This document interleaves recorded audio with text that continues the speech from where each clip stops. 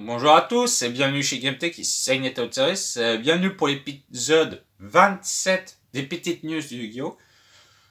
J'espère que vous et votre famille vont bien. Donc, on est parti sur de nouvelles cartes du Structure Deck Barrière de Glace et de la réédition. Et en plus, on a des petites annonces pour l'OCG, donc la sélection 10, où c'est une grosse extension où tu as pas mal de supports en fait. Il y a eu beaucoup de supports, notamment pour Fairy Tail, Tamsieff, Hieratic, Necrose. Voilà, je vais vous montrer ça. Alors j'ai voulu changer pour la vidéo par rapport à ce que je fais d'habitude. Ça fait du bien de changer aussi. Là, je fais carrément un petit montage derrière. D'habitude, je ne faisais pas, ça me faisait un truc en plus. Là, je vais essayer de faire un truc vraiment bien, quoi, pour changer. Donc, au niveau des reprints, des rééditions dans le Structure Deck, on a le Crackdown, un pointeur The Red of the Red Lotus. Celle-là, elle est vraiment pas mal, en tout cas, même Crackdown. Donc, c'est plutôt cool qu'ils l'ont réédité. La Tornade de poussière. On a pareil Vanity's Empress, donc Empress de la vanité. On a Salvage. Ensuite, on a deux grenouilles, du Prog et Running Toadin. Ensuite, au niveau barrière de glace, on a du Spellbreaker, donc le magicien, la Dance Princesse, le Daisujo. Voilà. On a une nouvelle synchro, donc le roi de la barrière de glace d'Elvoren. Franchement, il est assez classe. Et vous pouvez utiliser son effet de cette carte qu'une fois par tour. Ensuite, on a une nouvelle magie, donc c'est le mur de cristal de la barrière de glace. Donc c'est une magie continue. Quand cette carte est activée, tu peux cibler un monstre de niveau 4 dans le cimetière, tu l'invoques spécialement. Quand vous contrôlez 3 ou plus monstres barrière de glace, ils ne sont pas affectés par les effets activés des monstres adverses invoqués SP depuis l'extra deck. Ensuite, on a la nouvelle piège, donc c'est appliquer ces effets en conséquence par rapport au nombre de monstres synchro de noms différents de barrières de classe que tu contrôles. Donc, tu en as 1, 2 ou 3. Donc, 1 et plus, tu bannis une carte que votre adversaire contrôle. Là, c'est que du. Cette piège-là, c'est que du bannissement. 2 et plus, c'est bannissez une carte que votre adversaire au cimetière, dans le cimetière de l'adversaire. Et 3 et plus, c'est tu bannis une carte random depuis la main adverse. En gros, c'est tu bannis une carte que tu contrôles dans le cimetière et aussi dans la main. Donc du coup, ce qui fait que tu bannis 3. Ça, c'est vraiment très cool. Vraiment très cool que ça touche le cimetière. Voilà. Et puis aussi, si ça te permet de faire des trucs assez sympas. J'ai oublié aussi que dans le deck de structure, on a les chaînes. Une petite pièce chaîne. Et aussi, vous fais-tu et le poisson de Borg.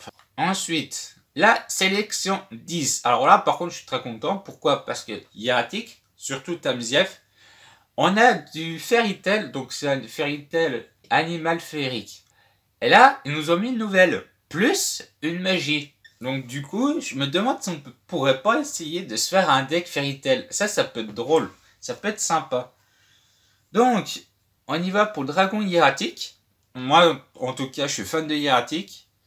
Je trouve ça très sympa. Les cartes, elles sont... Franchement, les dragons, ils sont vraiment magnifiques. Hein, par rapport à certains decks. Donc, c'est une nouvelle Xyz hiératique.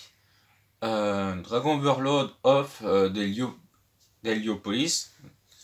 Elle a 3000. 2004 d'attaque. Il faut 2 monstres de niveau 8.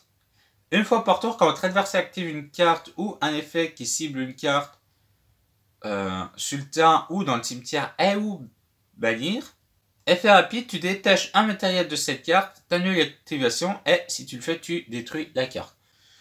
Ensuite, la magie hiératique cible de la création.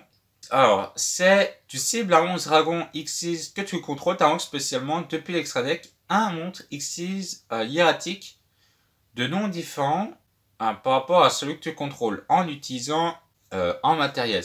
Et cette carte est traitée comme une invocation Xyz. Et tu lui transfères à cette Xyz ses matériels. Tu peux bannir cette carte depuis le cimetière, puis tu cibles un monstre hiératique dans le cimetière, tu l'invoques spécialement en position de défense. Ensuite, on a deux nécroses, donc nécrose Harelbaer. Franchement, elle est assez jolie. Elle a 3003 et 2002 de def. Franchement, une grosse, elle en a de la patate. Donc tu peux invoquer rituellement cette carte par une magie rituelle nécrose. Et non invoquer spécialement en utilisant un monstre de niveau 10. Vous pouvez défausser cette carte, sacrifier deux monstres nécrose face rectos depuis la main et ou terrain. Et si vous le faites, t'envoies un nombre de cartes nécroses depuis le deck au cimetière. Ensuite, quand un monstre effet est activé, fait rapide, tu peux sacrifier un monstre depuis votre main ou terrain. T'annules l'activation, si tu le fais, tu bannis la carte. Et ses effets, c'est qu'une fois par tour de cette carte. Donc, on a le nouveau Xyz Tamzieff. Là, franchement, je suis très content. Double barrel. Donc, le raffaiseur et le remonteur. Et je vais vous dire pourquoi j'adore cet archétype. Elle a 2002-2002. Et il faut en matériaux deux monstres du niveau 4. Donc, quand votre adversaire active une carte en effet rapide, tu peux détacher trois types de matériel de cette carte et appliquer, selon le type. C'est un peu comme le raffaiseur, de toute façon. Monstre, elle gagne 400 points d'attaque. Magie, tu prends le contrôle d'une carte d'un monstre face recto que l'adversaire contrôle jusqu'à la fin du tour. Et il ne peut pas déclarer d'attaque ni activer ses effets. T'annules les effets d'un monstre à effet souterrain pour le reste de ce tour. Pour moi, Tamzieff ou Voleur de Temps, ça s'est inspiré de la série anglaise Doctor Who. Ouais, donc on a quand même des airs avec le Tardis, le K9. Ouais, moi je trouve que ça s'est bien inspiré. Et en tout cas, c'est au niveau des artworks, c'est qu'ils font vraiment vivantes. Elles sont chouettes, quoi. C'est pour ça que j'aime bien. Donc, on a Animal Féerique, la petite nouveau Fairy Tail. Alors, c'est marrant parce que Fairy Tail, normalement, c'est que de fées. Donc, c'est Rochka.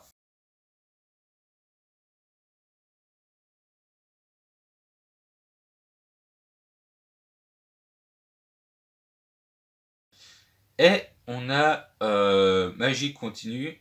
Un monstre Spellcaster dans votre main qui a 1850 d'attaque et de non différent par rapport au monstre face recto que tu contrôles. Immédiatement après quand cet effet était résolu, invoquez normalement ou posez le monstre. À chaque tour, la première fois que vous subissez des dégâts de combat ou d'effets alors que tu contrôles un monstre magicien avec 1850 d'attaque d'origine, en gros, tu les prends pas. Faudrait vraiment voir si on peut se faire un deck Fairy Tail. En tout cas, moi, je vais essayer. Peut-être faire un deck tout mignon avec les fées de la bonne fortune. Enfin, non, les fées de la bonne aventure. Voilà, vu que c'est des petits magiciens assez sympas. Il y a moyen de faire quelque chose avec. En tout cas, c'est bien qu'ils ont fait une petite magie pour Fairy Tail. C'est sympa. Il y a moyen qu'ils devraient faire aussi un terrain pour ramener encore plus cet archétype. Parce que normalement, Fairy Tail, ça aide les magiciens. Là, je pense que là, c'est vraiment pas mal. Donc, du coup, on va pouvoir jouer les Fairy Tail, je pense, dans beaucoup de decks magiciens. Avec cette nouvelle magie. En tout cas, j'espère que vous avez bien apprécié cette vidéo. N'hésitez pas à mettre des petits commentaires, hyper importants pour savoir où c'est que je vais. Et aussi, n'hésitez pas à mettre des petits commentaires si certaines cartes vous intéressent ou pas, qu'est-ce que vous avez aimé. Voilà. En tout cas, bon courage pour la suite.